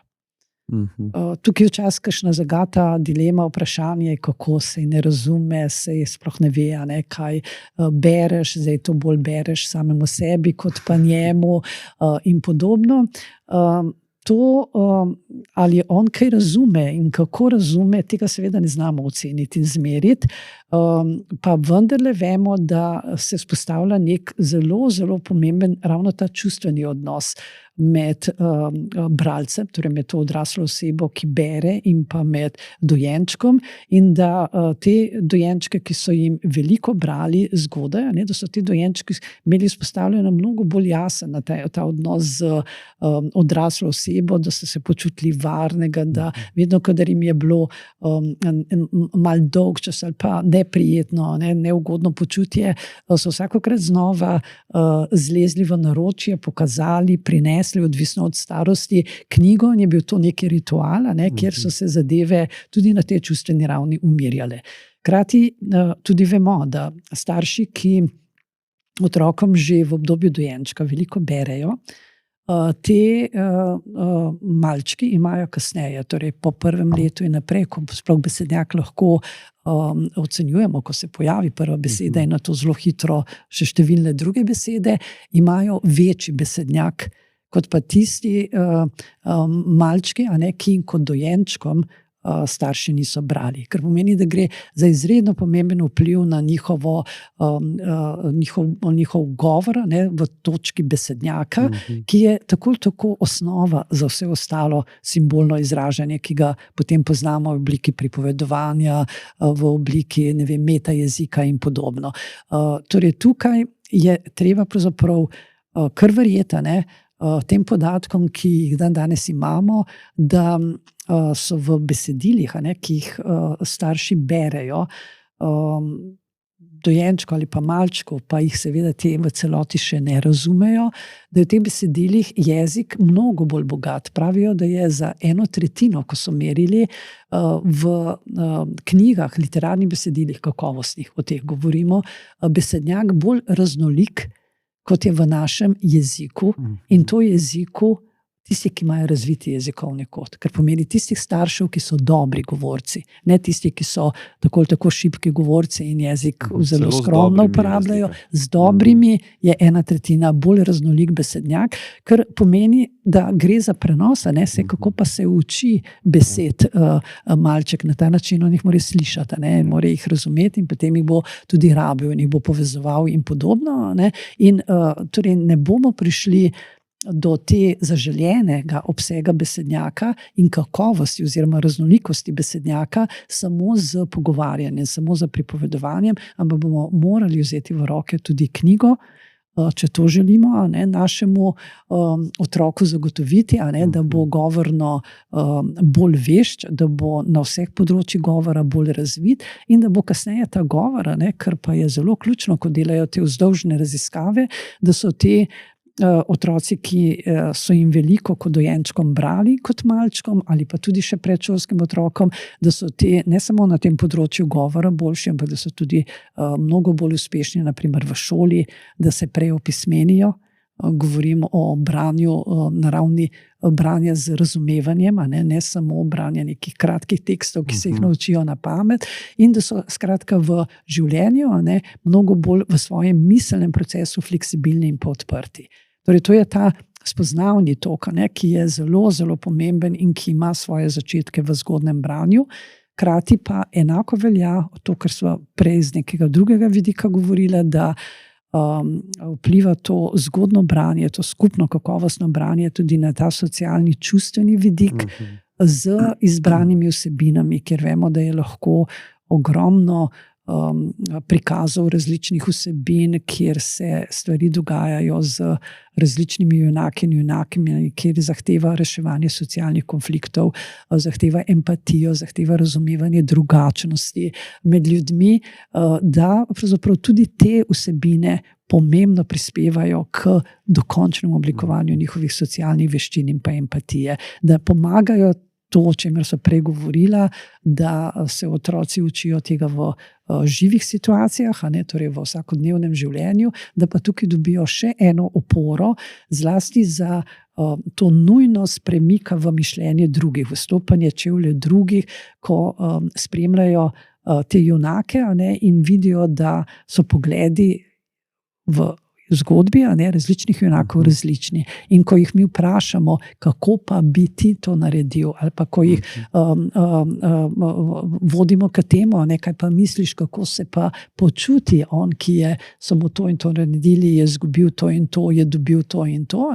Skratka, ko govorim o tem pozitivnem učinku tudi na socialno-čustvenem kot na spoznavnem področju, imam pa v mislih seveda ne samo to, da zgodaj začnemo brati, ampak tudi, da je to skupno branje kakovostno. Zelo pomembno. To je tako nekaj, kar si želim, da bi marsikateri starš tudi mogoče slišal, ker ne gre samo za to, kaj bi otrok rata, on si pa želi, rajši bi gledal televizijo, rajši bi barval, ne bi on bral. Ampak tudi za nek razvoj in konec koncev se mi zdi, da otrok kvaliteten čas s staršem začuti in čuti. In če ti je odveč brat, bo najbrž čutil, ker recimo jaz, tudi kot ste rekli, različne knjige so, in jaz moram reči, da imamo mi na tej točki že neko zbirko, tam ona ima to veliko knjižno omaro v sobi, kjer so veliko knjig, ki se jih jaz veselim zvečer, da bom kakšno pesem ali pravljico prebral, ker so tako dobre, da je za odraslega celo zanimivo. Je pa še en pogled, ki bi vas malo vprašal, in sicer ravno v povezavi z tem projektom od A1 Lahko nočnice, kjer je kot neka brezplačno dostopna zbirka posnetih pravljic na spletu, kjer tudi vi sodelujete. In ste mi omenili, da vi sodelujete bolj pri nekih pravljicah za uspavanje ali za spanje, kako bi bilo boljše reči? Oni rečejo za spanje. Zdaj, v resnici uspavamo otroka, da zaspi, tako da težko rečem, ali je boljše uspavanje ali spanje. Jaz razumem uspavanje kot nek ritual, ki vodi kot neka rutina, dnevna rutina, ki vodi do stanja, ki mu rečemo potem spanje. In v tej rutini ima seveda in branje zgodb in pa poslušanje zgodb izredno močan pozitivni učinek. In se mi zdi, da staršem, ki jim uspe relativno zgodaj spostaviti to rutino, da malčki in otroci razumejo, da vsak večer se zaključi praviloma v postelji ob poslušanju pravljice ali pa ob branju pravljice, da te starši so pravzaprav lahko pomirjeni na tej ravni, da bo njihov proces uspavanja mnogo krajši kot pri tistih starših, ki se pogovarjajo, pregovarjajo, ko krisan še kdaj ugasem televizijo, kdaj ne. In tudi učinek tega načina uspavanja, to, kar sem prej govorila, gledano ne samo kratkoročno, ampak dolgoročno na razvoj otrok bo mnogo bolj ugoden. Zelo lepo, ja. In mogoče tudi za kakšno pot, to je meni neprecenljivo za radio, kakšno tako pravljico, ko bodi 4-5 ur na morje. Tako da zagotovo nisem poznal te spletne strani, lahko nočnice.si do zdaj in bom z veseljem tudi pregledal, pa seveda vsi drugi tudi zelo vabljeni. Jaz pa moram reči, ali celo se pohvaliti, ali kaj bi rekel, sem dobil, mislim, da bo zdaj že 2 meseca nazaj eno idejo, čisto spontano, sem tako razmišljal, kaj bi še pripravil za rojstni dan. In sem oblikoval neko skrinjico, smo imeli tako malo, ki so dobila še za poroko, se mi zdi zdaj strpanot, ne vem, neke čestitke. In sem mi naredil, Mina vas že zdaj res tako odvedno zvečer pred spanjem pravljico, ponavadi ona vzame eno knjigico, ki jo sama pogleda, pa eno jaz, ali pa česta, če jo spava, in sem mi naredil kot skrinjico pravljic. In sem narisal take male listke manot, ki jih menjam in dodajam, na listkih so neki liki, ki jih pozna, iz drugih, iz pravljic, ali pa koncepti, ne vem, dež, sonce, grad, volk, živali. In ona, to ima zdaj, in to je tako hitro vzljubila, to rutino, in kako je to veliko pomen, da zvečer ona pač, ko se vse uredi in umije zobe, vse vzame to skrinjico pravljic in potem še potrka gor, kar je sama dodala in se meni zdi tako fantastično, kot neka, da zbudi. In potem odpre to in vzame 3 ven in zapre. In pol te 3 listke pogleda in ko prebereva pravljico in ugasneva luč, v bistvu ona dobi, jaz si povem pol pravljico iz teh 3 junakov situacij. In se mi zdi tako, na en način je ta ritual toliko lažji, ker prej smo imela, to je bilo velikrat, prosim ugasni luč, Mina, jaz bom ugasnil, zdaj pa dosti, do 3 preštejem, če ne jaz ugasni. In ne, pa še, pa zdaj pa v bistvu ona pričakuje, kaj pa bo zdaj, ne vem, piki, grad, pa morski pes, kaj se bo zgodilo. In brez težav gre to tranzicijo iz knjigice v procesu spavanja. Po drugi strani mi je pa tako fajn ta misel, da je domišljija nekaj utipljivega, da ji dam vedeti, da tudi ideje nekje živijo, ne vem, tako se mi zdi taka lepa, kot knjiga, ki jo lahko vzameš v fizični obliki v roke ali pa v e-obliki. V fizični obliki tisti Shakespeare od Dedija, ker nisem vedel, kaj so, ampak ta fizična oblika mi je... Podoba, knjiga je. Tako da, če kdo razmišlja o kakšnem takem projektu za doma, zelo preprosto je narediti, ne rabiš lepo risati. Če daš list papirja, to sem se naučil čez pametni telefon, je toliko močen ekran, da lahko predišeš čez. Ker jaz rišem pač, kot rišem. Pa tudi otrok se ne zapič v to, kaj pa je ta grda žival. On dobi tisto pozornost idejo. Je drugom usmerjena. In pa smo najprej imeli še, jaz sem to naredil z idejo, vzgojno, da če bo ona sodelovala, ko bom rekel, da si pa lepo si umila, zobe stuširala, potem dobiš za nagrado to, pa je pa enostavno to toliko vzljubila, da se mi zdi, ne bom tle postavil neke meje, pa je to pol odrekal, da je tako, da pač lahko pol kaj drugega se zmenimo, če ne sodeluje, ampak pač to, ta skrinjica pravljic na koncu je naš ritual. Imajo pa še nekaj pri tej vaši skrinjici ali pri izbiri pravljic sicer, v knjižni obliki ali pa v pravljice, ki poslušajo, da imajo možnost izbire. Torej, to se zdi otrokom tudi izredno pomembno, da se počutijo, da so oni tisti, ki so zdaj danes rekla vaša hčerka, torej bomo o, ne vem, volku pravljico in ne vi bomo pa o volku prebrali pravljice. To so ti drobni, če smem tako reči, triki, kjer se otroka učijo, da lahko izbira med tem, med čemer lahko izbira. Torej, lahko izbira tudi takrat, ko izraža svojo trmo med tem, ali bo oblekel modre ali rdeče nogavice, ne pa med tem, ali jih bo ali ne. In torej to so načini, kako učimo otroke izbiranja in prevzemanja odgovornosti za neka svoja dejanja, stanja, kjer se pa njim zdijo zadeve sila imenitne in to zelo radi delajo. Namreč to posebej poudarjam tudi zato, ker če otroka vprašate, kdaj zvečer, katero pravljico bi pa poslušal ali pa katero pa preberemo iz knjige, bodo velikokrat, če jim ponudimo izbiro, izbrali celo isto. In pomembno, zakaj vam to govorim, pomembno je, da upoštevamo to njegovo izbiro, ne da rečemo, ne, to smo pa že včeraj, danes bomo pa in gremo po naši poti. Danes bo poslušal to, ne moreš vsak dan isto, kakšno novo, ne, lahko vsak dan isto, ve, zakaj je rekel, in poslušaj ne toliko časa, ali mu jo beremo toliko časa, kot se on to želi. Ja, to je lepo, ker tudi težko veš, čisto vse, kaj se dogaja v teh malih glavicah. In zakaj je izbral, kakšno globino, kjer ga junaka ni prejšnji dan čisto razumel, ali pa ne ve, kaj se je zgodilo, komu bi on prisluhnil še enkrat, kar velja, prisluhniti otroku v tem primeru. Mogoče bolj proti zaključku, za zaključek, lahko karkoli. Prebral sem en vaš intervju, kjer ste rekli, starši naj imajo v mislih tudi psihično zdravje otrok, ne zgolj najvišje rezultate. Veliko tega sva že dojela, kar ste potem en citat imam napisan, se pravi, pomembno je, da se starši od malega z otroki veliko in odkrito pogovarjajo, pri otrocih spodbujajo empatijo in pohvalijo njihovo empatičnost ter socialno vključujoče ravnanje, kot sva rekla. Zgodaj prepoznajo morebitne čustvene stiske otrok, ob katerih ne bežijo, spodbujajo potenciale in v otroka verjamejo tudi takrat, ko mu ne gre odlično. Ker tukaj se mi zdi, da se v času, ko pa pride otrok v šolo, hitro zapne. Ker so ocene in ker vsi morajo biti nadarjeni in ker velikokrat to nadarjenost, ki si jo starš želi, povezujemo ravno z ocenami. Ja. Veste pa, moram še dodati, da žal to se spušča tudi navzdol.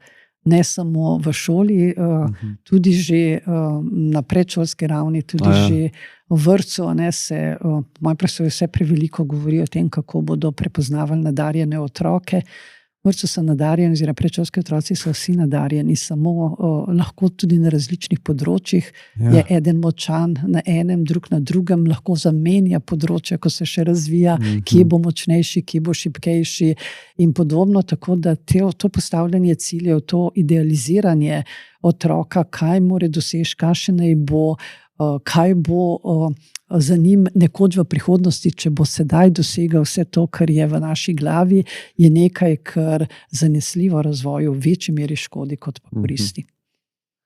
To je mogoče dobro imeti v glavi, ker se to ne narediš z neko zlobo. Ne narediš za to, da mislim, ti si iskreno recimo želiš, da bo tvoj otrok dobro igral nek inštrument, ker predvidevaš, da bo to njemu dal tudi veselje, srečo, potencial, ne vem, ampak da si zavedaš, da lahko s tem pritiskom škodiš. Veste kaj, to zavedanje pa to umirjanje teh želja, to hitenje, kaj bomo zamudili, če ne bomo dovolj zgodaj ga vpisali v ono dejavnost, v drugo dejavnost. Torej to je pravzaprav nekaj, kar nam sicer ta sveta, z vso ponudbo, ki jo lahko dobimo v okolju, daje, ampak jo je treba znati selekcionirati, je treba vsakokrat znova pogledati na svojega otroka, pa treba je včasih razmisliti, naprimer, ali bi ta inštrument res osrečil našega otroka, ali morda nas, ker smo si v otroštvu želeli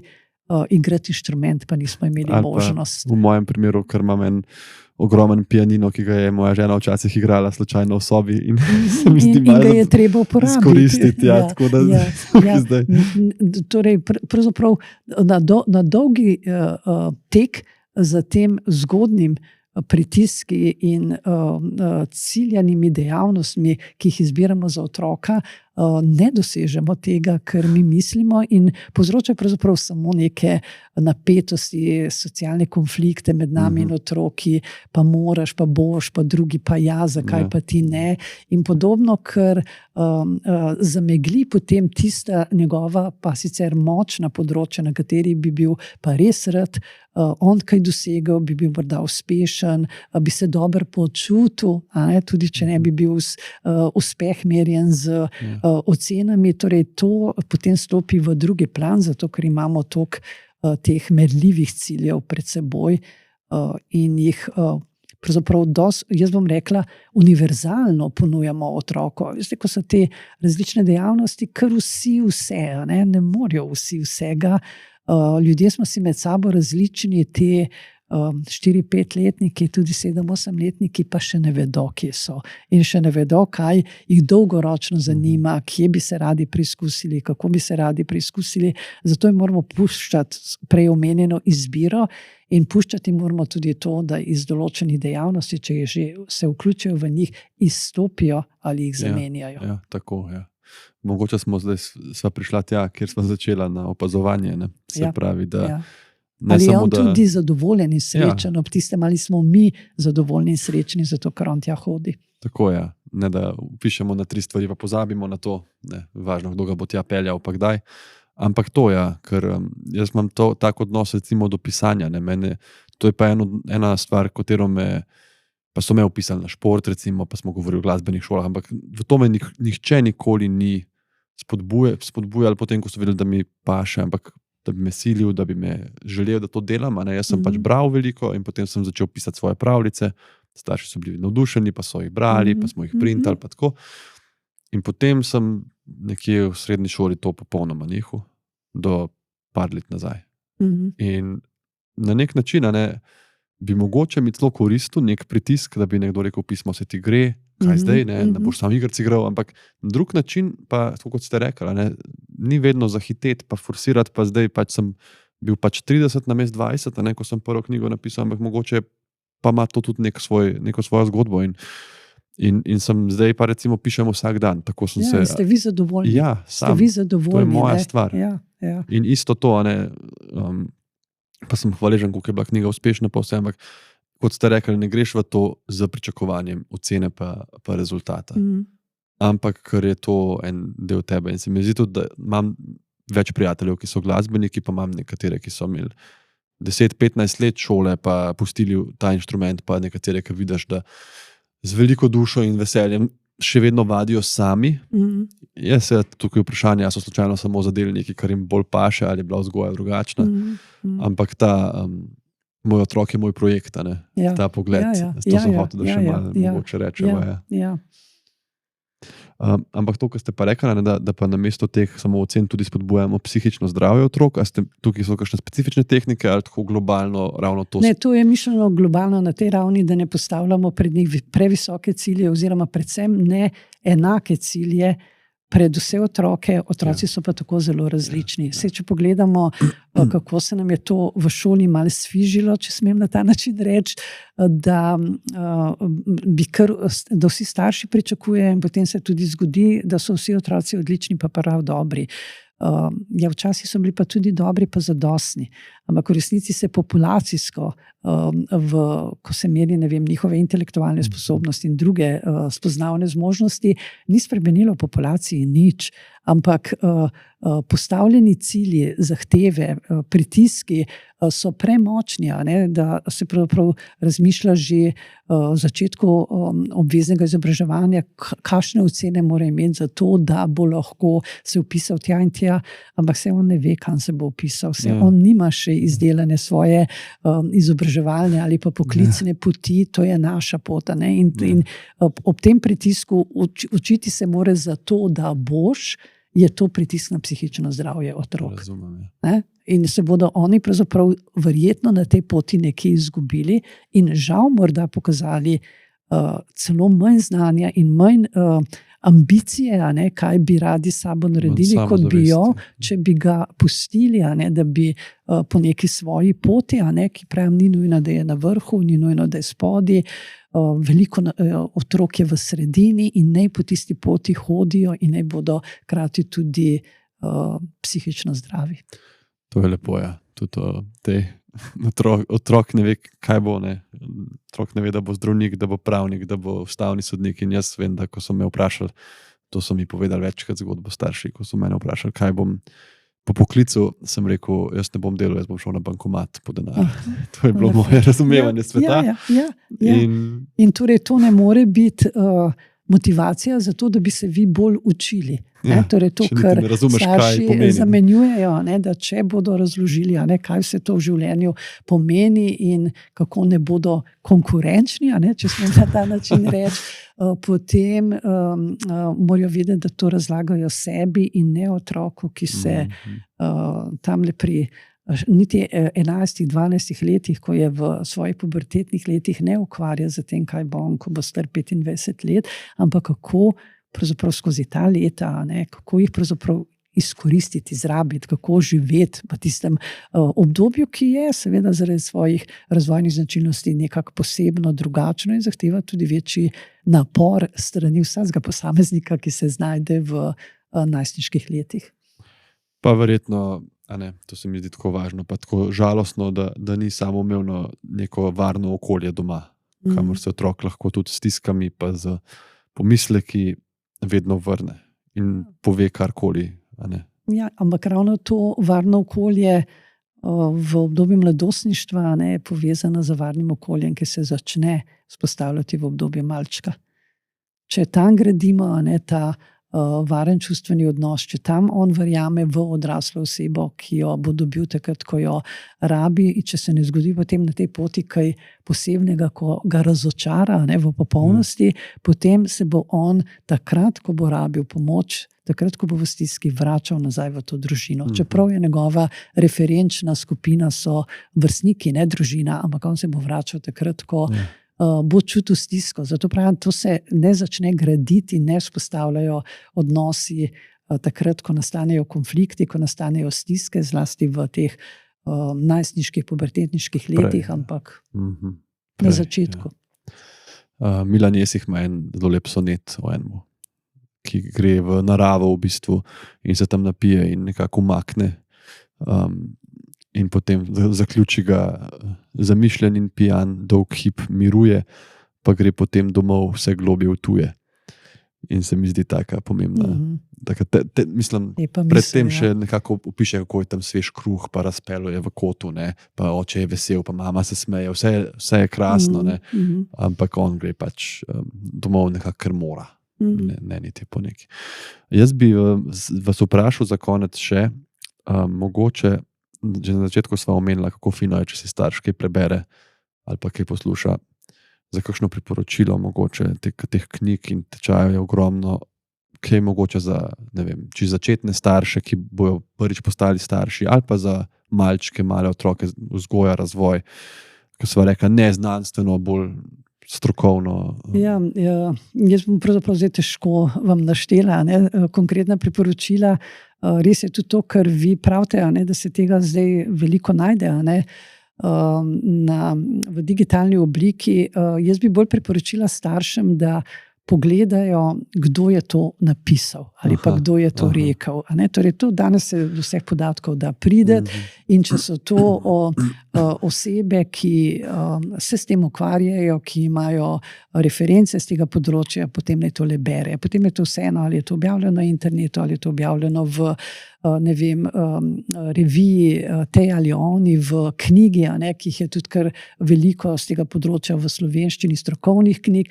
Torej, pomembno je, da se na nek način zaščitijo, kdo je avtor besedila. Torej, v taki poplavi, ki jo zdaj beležimo, je po moje to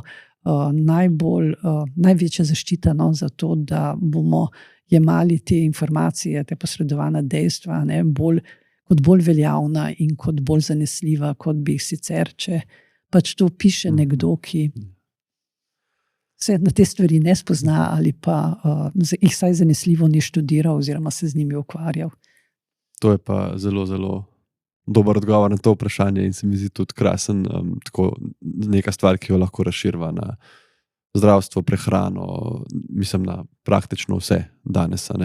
Posod je tega veliko, zlasti tega, kar se nekako na nek način tako ali drugače dotika vzgoje in zdravja. To sta pravzaprav najbolj pogosto obravnavani temi, in zato je treba si vzeti čas in pobrskati, da pridemo do pravih. Piše in kaj je tudi njegov motiv mogoče, kaj prodaja ali hoče izobraževati. Tako da tudi se mi zdi tak fantastičen zaključek za pogovor. In še enkrat najlepša hvala. Z veseljem sem upam, da izkoristil vse vaše znanje in bom tudi z veseljem še kdaj poslušal in ne dvomim, da bo komu res naredil pozitivne spremembe, pa tudi posledično pri njihovih otrocih. Tako da res hvala. Hvala tudi za povabilo. Ja. In upajmo, da naj jo kdo sliši. To sem prepričan in sem že zdaj hvaležen tudi vsakemu poslušalcu, seveda, pa se potem vidimo naslednji mesec.